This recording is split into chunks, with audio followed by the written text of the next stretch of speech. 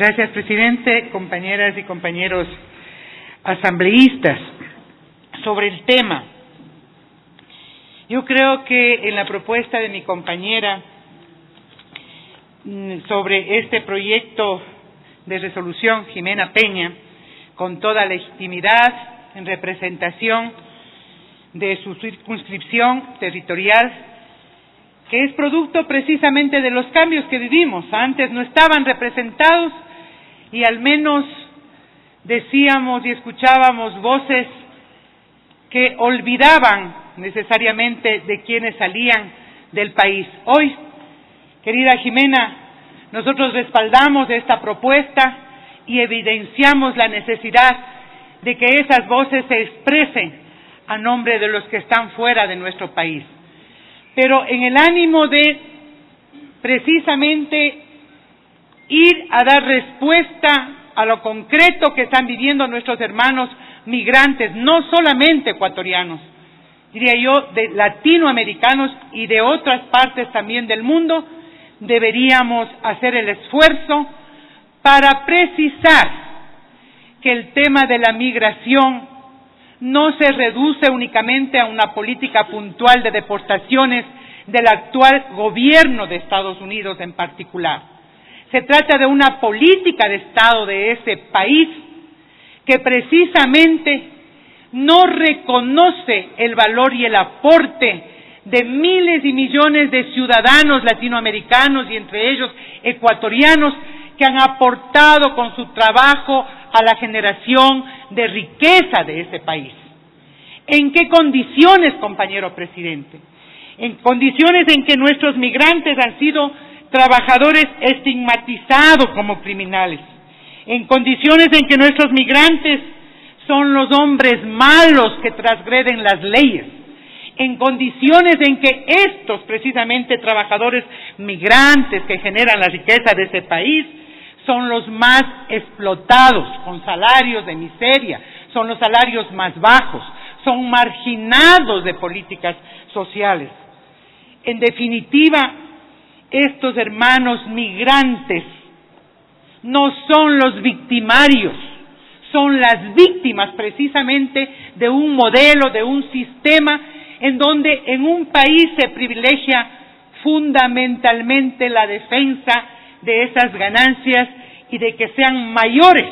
y no precisamente de lo que acá estamos discutiendo, de la condición humana, del ser humano, de las políticas sociales que generen bienestar. Me parece fundamental hacer esta aclaración. Y yo sí creo estar de acuerdo con algunas intervenciones últimas que se dieron, especialmente de los compañeros de las otras bancadas. Yo creo que a este proyecto de resolución le falta algo, y es precisamente identificar esas causas estructurales de la migración.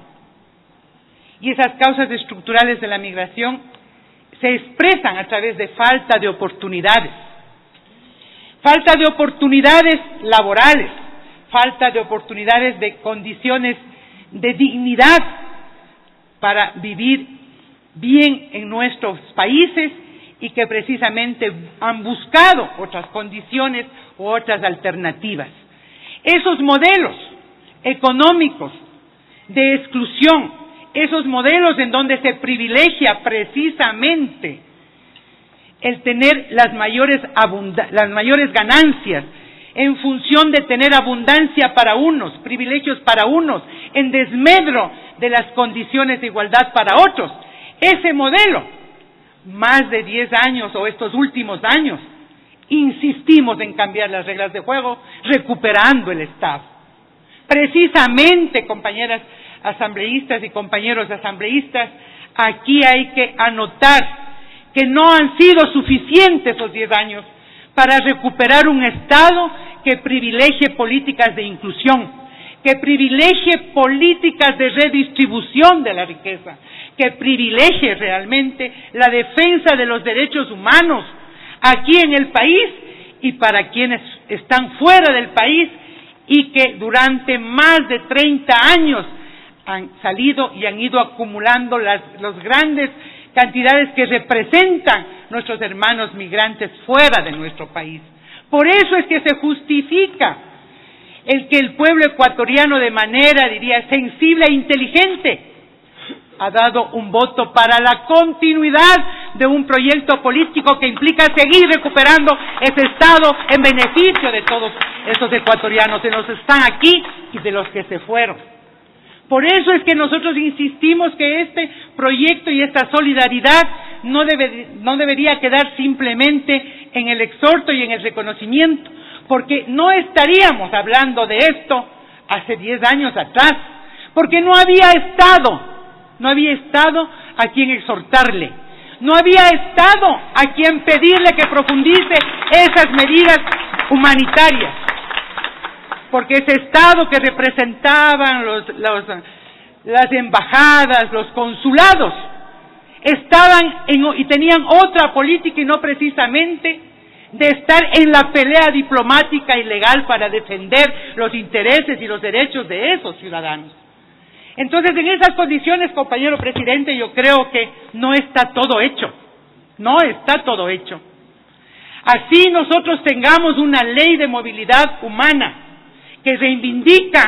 precisamente los derechos de esos seres humanos, aquí y afuera, que reivindica la libre movilidad y las condiciones de dignidad en esa movilidad, porque no se trata de olvidarse cuando cruzan las fronteras o cuando salen de nuestro país, sino de vigilar precisamente esas condiciones de dignidad de nuestros compatriotas que están afuera. No se trata entonces de entender que en este país,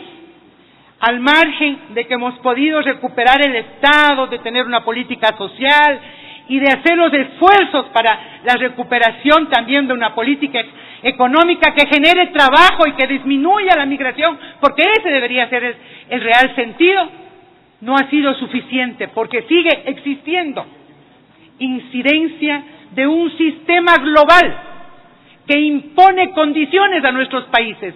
Por eso estamos planteando y seguiremos continuando con este proyecto político para reivindicar la soberanía, sí, para demandar también la presencia del sector privado, pero en las condiciones en donde un Estado ya fija las reglas, no al margen de las reivindicaciones sociales que nuestros pueblos siguen demandando. Sí, la intervención del sector privado, en la inversión y en la repatriación de los capitales para que se inviertan aquí y generen trabajo. ¿Qué mejor forma, entonces, de alentar el regreso de nuestros migrantes y evitar precisamente esa criminalización que se hace fuera de nuestro país? Por eso estamos en el diálogo social que valoramos, pero aquí no se puede decir que en los últimos años la responsabilidad de un Estado, de un proyecto político, de haber acrecentado la migración. La migración ha existido justamente por estos sistemas perversos de exclusión que no han permitido condiciones de igualdad y mejores oportunidades de trabajo. Reivindico entonces esta propuesta, pero también señalo que en los considerandos y que en la parte resolutiva se debe precisar las condiciones en que nuestros migrantes son tratados en el exterior y visibilizar el aporte que a través del trabajo hacen en esos países y las condiciones de vulnerabilidad cuando no solamente se trata de recogerlos a los deportados, sino de pensar en miles de causas pendientes que resisten a la deportación, y es precisamente en esos tiempos, en esos tiempos en donde más se vulneran los derechos humanos. Hay miles de familias que están con procesos legales resistiendo a ser deportados. Y en esas condiciones, compañero presidente, este proyecto de resolución lo que hace precisamente es reivindicar lo que nosotros podemos hacer desde este espacio, desde nuestra competencia, desde nuestra soberanía. Pero me pregunto yo, con esto va a ser a lo mejor una situación repetitiva con otros 40 más